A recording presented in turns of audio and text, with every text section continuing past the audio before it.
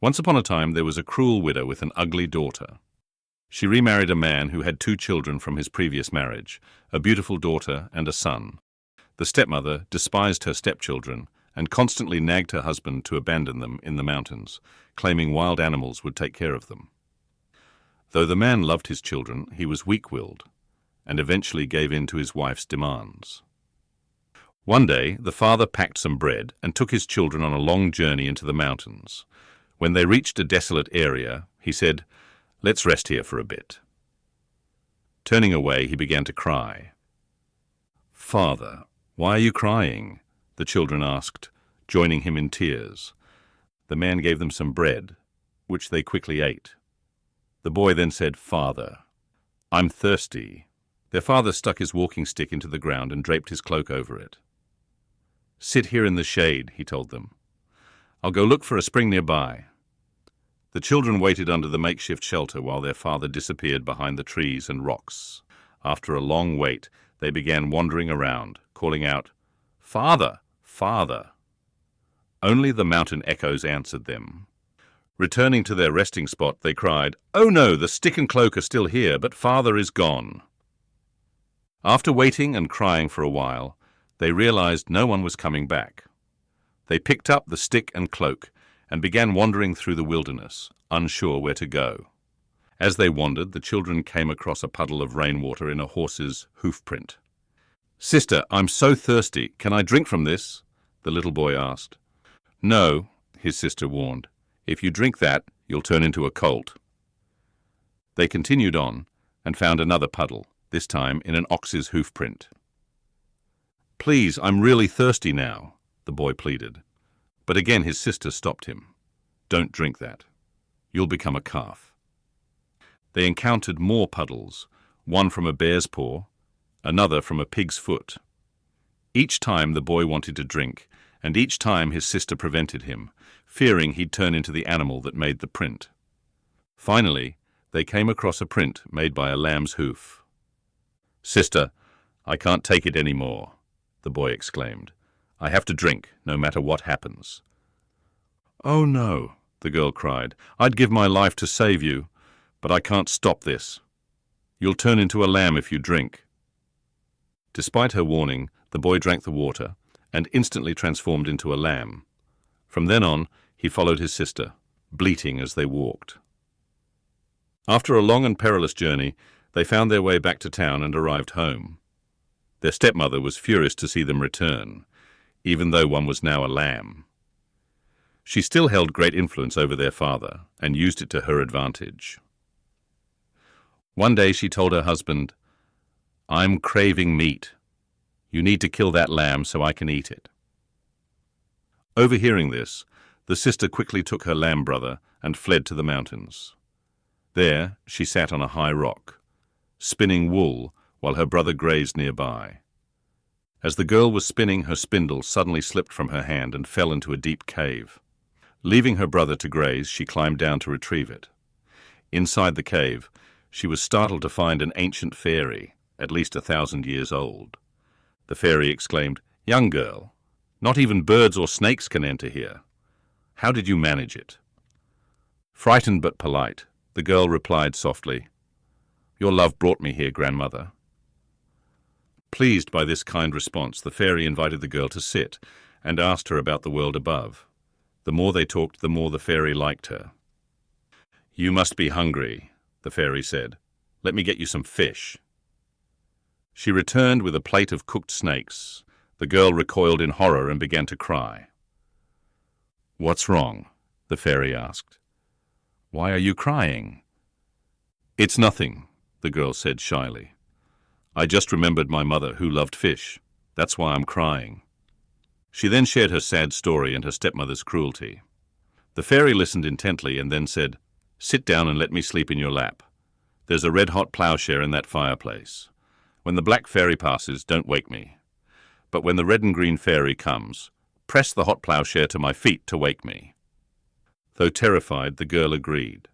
The fairy woman lay down in her lap and fell asleep. Soon, a fairy as black as night passed through the cave, but the girl stayed still. Then the red and green fairy appeared, bathing the cave in golden light. The girl quickly pressed the hot ploughshare to the sleeping fairy's feet. The fairy woman jolted awake, crying, "Ouch! What's biting my feet?" The girl explained about the ploughshare and that it was time to get up. The fairy made the girl stand as the red and green fairy passed by. Its radiant beams transformed the girl. Her hair and clothes turned to gold, and she became a fairy maiden herself. After the red and green fairy disappeared, the girl kissed the old fairy's hand, said goodbye, and left with her lamb brother.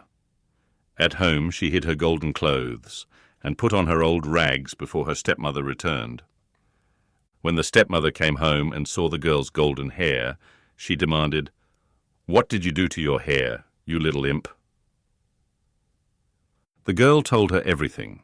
The next day, the stepmother sent her own daughter to the same spot. The girl deliberately dropped her spindle and entered the cave. But the fairy woman disliked her and turned her into something so hideous it defies description. When the ugly daughter returned home, the stepmother was furious and hated her stepchildren even more. Soon after, the prince of the land announced he would choose the most beautiful maiden in the kingdom as his bride. All eligible girls were to gather in the palace courtyard. The stepmother dressed her daughter in the finest clothes, carefully veiling her ugly face, and took her to the palace.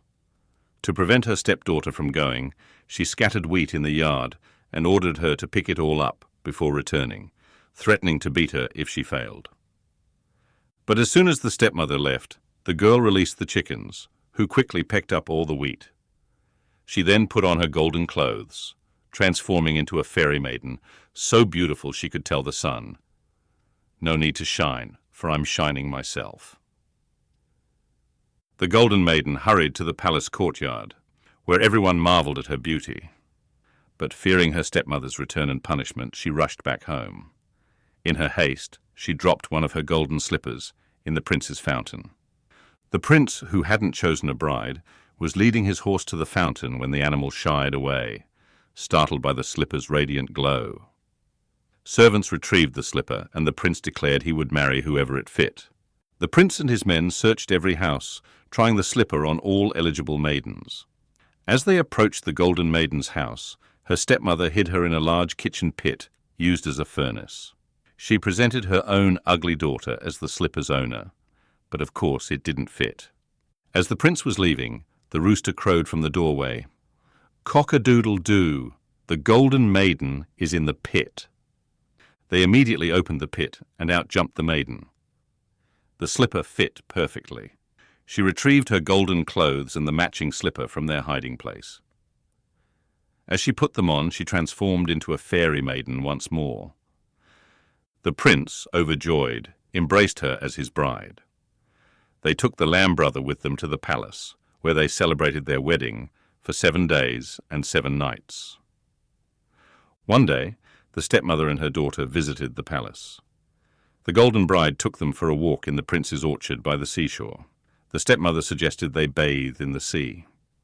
Once in the water, she pushed the bride into the deep, intending to drown her. But a large fish happened to be there and swallowed her whole. The stepmother quickly gathered the bride's golden clothes, dressed her own daughter in them, and brought her back to the palace. She left her there, veiled, in place of the true bride. For several days, the real bride remained in the fish's belly. One early morning, she heard the caretaker ringing the church bell. She called out, "Caretaker, caretaker, ringing your morning bell, cross yourself and send the devils to hell for God's sake. Tell the young prince as well, not to kill my lamb brother or sell." The caretaker, hearing this repeated, informed the prince, who had noticed his bride was missing. He rushed to the shore where the voice was heard. Recognizing his bride's voice, he drew his sword, leapt into the sea, and cut open the fish's belly. He pulled out his bride and carried her back to the palace. The prince then summoned the stepmother, saying, "Kind mother, which gift would you prefer? A swift horse or a sharp sword?" Overjoyed at the prospect of a valuable gift, she replied, "Let your sharp sword stab your enemies. I'll take the swift horse." "As you wish," the prince said. He ordered his men to tie the stepmother and her ugly daughter to a wild horse's tail.